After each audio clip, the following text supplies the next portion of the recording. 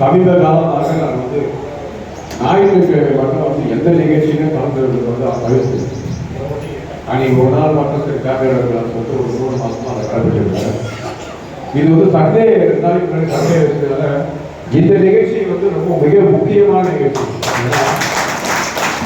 SC அமைப்பின் சார்பாக பல்வேறு சேவைகள் பல்வேறு புரட்சிகரமான திட்டங்கள் செய்திருக்கலாம். ஆனால் இந்த சேவை இந்த இன்றைக்கு நம்முடைய சமுதாய மக்களுக்கு மட்டுமல்லாமல் வருங்கால சங்கதிகளுக்கு இளைஞர்களுக்கு இது ஒரு முக்கியமான சேவை என்பதால் நிச்சயமாக நான் கலந்து கொண்டிருக்கிறேன்.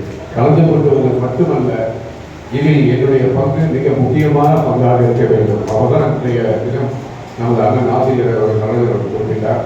இதில் ஆகின்ற மொத்த செலவில் 1/3 பங்கு 33% அது என்னுடைய பங்கு இருக்கிறது.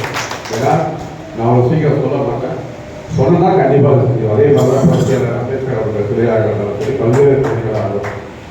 நிச்சயமாக இந்த பயணம் அது தொடர்ந்து வெற்றி பயணமாக அமையும். இந்த முயற்சி கண்டிப்பாக நாளைய வெற்றி அது தொடர் வெற்றியாக அமையும். முயற்சி என்பது மிக மிக முக்கியம். காரணம், எனக்கு இன்றைய தினம் நம்ம வந்து நமது அன்பு நண்பர் முத்தமிழுக்கும் மறைந்த அண்ணன் விஜயர்களுக்கும் எனக்கு கட்டி நல்லா இருந்திருக்கும். நான் இங்கே ஸ்கூல் எஜுகேஷன் எல்லாத்தையும் முடிச்சுட்டு வசந்த் மில்லர்ஸ்னு ஒரு கம்பெனியில் போயிட்டு வேலை செஞ்சேன். அந்த வசந்த் மில்லர்ஸில் வந்து ஒர்க் பண்ணிட்டு இருக்கும்போது பார்த்தீங்கன்னா சைட் இன்ஜினியராக ஒரு 5 வருஷம் ஒர்க் பண்ணேன். அந்த கம்பெனியில் வந்து ஒவ்வொரு வருஷமும் வந்து ரிவ்யூ வைப்பாங்க. மார்ச் 31 அந்த ரிவ்யூ முடிஞ்சிடும்.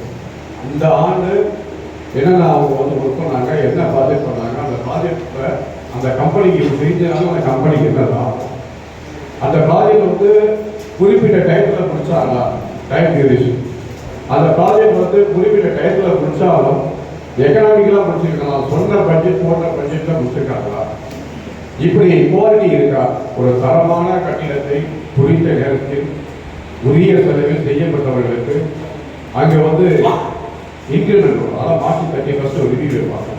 ஏப்ரல் 1ஆம் தேதி அந்த இன்க்ரிமெண்ட் வரும். அதில் வருஷம் அதிகமான இன்க்ரிமெண்ட் வாங்கினோம் நான் தான். ஏன்னா இந்திய நேரத்தால் சைடுலாம் வந்து பார்க்கலாம். நான் வேலை செய்கிற நேரம் வந்து ரொம்ப கம்மியாக தான் இருக்கும். ஆனால் வேலை வந்து அவுட்டர் வந்து பார்த்தீங்கன்னா அப்படி இருக்கும். காரணம் வந்து காலையில் 8:30 மணிக்கு வேலை எக்ஸிபிஷன் பண்ணும்போது காலையில் 8லேருந்து 9 மணிக்கு சைடுக்கு போகணும். சைட்டுக்கு போயிட்டு எந்தெந்த ஒரு யாராவது சொல்லிட்டு அந்த பேசுகிற வந்து எக்ஸிபிஷன் போயிட்டு கரெக்டாக ஒரு 11:30 மணிக்கு முடிச்சு போவேன் போயிட்டு பார்ப்பேன். அதுக்கப்புறம் லஞ்சுக்கு முன்னாடி போகிறேன்.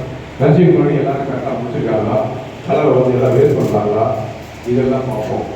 அது முடிச்சுட்டு அதுக்கப்புறம் ஈவினிங் போயிட்டு ஒவ்வொரு வேலையும் அது எலக்ட்ரிக்கல் ஒர்க்காக இருக்கட்டும், ப்ளம்பிங் ஒர்க்காக இருக்கட்டும், டைல்ஸ் ஒர்க்காக இருக்கட்டும், மேசன் ஒர்க்காக இருக்கட்டும், பெயிண்டிங் ஒர்க்காக இருக்கட்டும், அந்த இன்ஸ்பெக்ஷன் வந்து ரொம்ப கடுமையாக இருந்துச்சு. வேலை சரியில்லை, ஒரு மட்டுக்கு மூச்சு வேலை சரியில்லை, ரிப்போர்ட் சரியில்லைன்னு சொன்னால் உடனே குழுவில் வந்து போடு போட்டு இதை வந்து உடச்சி மாற்றி பூசி பண்ணிருக்காங்க. அப்படி பூசி ஒரு நாள் செஞ்சோம்னா மறுநாள் வந்து அந்த வேலையை அந்த கொத்தனார் மிக தெளிவாகவும் சுத்தமாகவும் செய்வாங்க. அதனால தான் இந்த வேலை வந்து மிக அதிகமான இன்க்ரிமெண்ட் வாங்கி இன்னைக்கு வந்து இருக்கேன். அதே மாதிரி அந்த இன்க்ரிமெண்ட்டில் கடைசி வருஷம் நான் ரிசைன் பண்ணுற வருஷம் அப்போ வந்து அந்த கம்பெனியோட முதலாளி எம்எஸ் ராஜன் சொல்லிட்டு பசங்க ஓனர் அவர் வந்து ஐஐடி சொல்லியிருக்காரு. நீங்கள் என்ன பண்ணி கேட்பாரு. அப்போ அந்த வருஷம் என்ன கேட்டார், நான் வந்து பில்லர் வந்து பில்லர் தான் கான்ட்ராக்ட் எடுத்து பண்ண போயிருக்காங்க. இல்லை சார், நான் இடம் வாங்கி கட்டி சேல்ஸ் பண்ணுவோம் சார் அப்படின்னு. எப்போ கேட்டார், இந்த வருஷமே சார். ஏன் என்ன கணக்கு, 5 வருஷம் உங்கள் கம்பெனியில் வேலை பார்க்குறேன் சார். 5 வருஷம் வேலை பார்க்க முடிஞ்சா பிஎஃப் உங்களுக்கு ஜாஸ்தி வரும், அதுக்கப்புறம் கிராஜுவிட்டி வரும், அதுக்கப்புறம் அரியர்ஸ்லாம் வரும். ஸோ கையில் வந்து எனக்கு என்ன ஒரு 2 லட்சம் 3 லட்சம் கிடைக்கும் சார். என்னால் சர்வைவல் ரொம்ப ஈஸியாக இருக்கும். அதனால் நான் இப்போ ரிசைன் பண்ண போகிறேன். ரிசைன் பண்ணிட்டு உடனே ஒரு கன்ஸ்ட்ரக்ஷன் கான்ட்ராக்ட் எடுத்த முயற்சி, அதுக்கப்புறம் தொடர்ந்து கடுமையான வேலை பார்த்து மேலவாசலில் ஒரு இடம் வாங்கினேன். மேலவாசலில் ஒரு இடம் வாங்கி அதில் 2 டியூப்ளெக்ஸ் ஹவுஸ் கட்டி ஃபேஸ் பண்ணேன். 2 வீடு 4 வீடு ஆச்சு, 4 வீடு 8 வீடு ஆச்சு. இந்த மாதிரி என்னுடைய வளர்ச்சி வந்து ஜாஸ்தியாக காரணம் மிகப்பெரிய முயற்சி தான் காரணம். அந்த முயற்சி வந்து இந்த அளவுக்கு இந்த இடத்துல கொண்டு வந்து விட்டுருக்கு தான் நான் சொல்லுவேன். அது மட்டும் இல்லை, நான் வெற்றியை மட்டும் பார்த்துட்டேன் போல தோல்வியும் பார்த்துட்டேன். 10ஆம் ஆண்டு ஒரு திரைப்பட இயக்குனர் நெய்யில் என்பவர் இடம் வந்து சார் இந்த மாதிரி ஒரு படத்தை வந்து ப்ரொடியூஸ் பண்ணுறாரு. அப்படியா சார் என்ன படம் அப்படிங்கிறேன். மணக்குட்டி பாவையில் ஒரு படம் சார் இருக்காரு. ஓகேயா சரி சார் எவ்வளோ பட்ஜெட் கேட்டேன். ஒரு 1.5 கோடியில் பண்ணிடலாம் சார். ஓகே சரி சார் பண்ணிடலாம் சார். யார் ஹீரோன்னு ஹீரோ வந்து குற்றாலேஸ்வரன் அப்படின்னாரு. நீச்சல் குற்றாலேஸ்வரன் சார் யோசிக்கலாம் அப்படின்னு. திரும்ப நைட்டு வீட்டுக்கு போனால் விஜய் டிவியில் சிவகார்த்திகேயன் வந்து அப்படின்னு சொல்லிட்டு ஒரு ப்ரோக்ராம் பண்ணியிருந்தாரு. மறுநாள் காலையில் 6 மணிக்கு எழுந்து டைரக்டர் ஏடிக்கு போகணும் சார். சிவகார்த்திகேயன் மிஸ் பண்ண இருந்தார். தாராளமாக போகலாம் இருந்தார். உடனடியாக சிவகார்த்திகேயன் மிஸ் பண்ணி அங்கே வந்து உடனே அவனுக்கு கதை சொன்னால் அவர் உடனே ஓகேட்டாரு. சிவகார்த்திகேயன் வந்து நிச்சயமாக சொல்கிறேன் கையை கட்டி நம்ம நின்றே இருந்தாரு. நான் வந்து உட்காருங்க சொல்லி பேசி அப்படி ஆரம்பிக்கப்பட்ட முதல்ல ஹீரோ பேர் தான் வந்து சிவகார்த்திகேயன். அந்த படத்துக்கு பூஜையை வந்து போடும்போது நம்ம கார்த்திகேயன் தான் வந்து பூஜை போட்டு அவர் கையால் தான் சிவகார்த்திகேயன் 25,000 ரூபாய் அட்வான்ஸே கொடுத்தோம்.